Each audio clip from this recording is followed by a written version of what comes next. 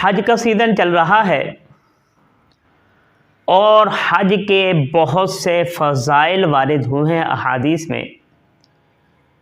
ایک حدیث میں آتا ہے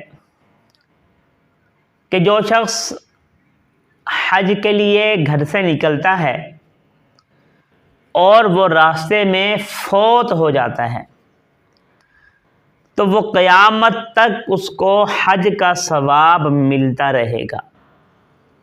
حج کے لیے گھر سے نکلے اور راستے میں انتقال ہو گیا تو قیامت تک آپ کو حج کرنے کا ثواب ملتا رہے گا۔ فرمایا کہ اسی طرح اگر کوئی شخص عمرے کے نیت سے گھر سے نکلا، عمرہ کرنے کے لیے گھر سے نکل پڑا اور راستے میں اس کا انتقال ہو گیا تو جب تک قیامت تک اس کو عمرے کا ثواب ملتا رہے گا۔ اور اسی طرح ایک شخص اللہ کے راستے میں جہاد کرنے کے لیے نکلا، راستے میں اس کا انتقال ہو گیا، اب قیامت تک اس کو جہاد کرنے کا ثواب ملتا رہے گا۔ اتنی بڑی فضیلت۔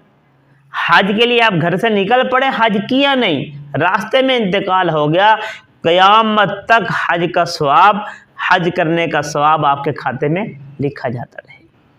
اسی طرح عمرہ کا اور اسی طرح مجاہد کا، جہاد کے لیے گھر سے نکلنے کا اتنا ثواب ہے۔ اگر راستے میں انتقال ہو جاتا ہے تو قیامت تک ثواب ان چیزوں کا آپ کے کھاتے میں لکھا جاتا رہے گا۔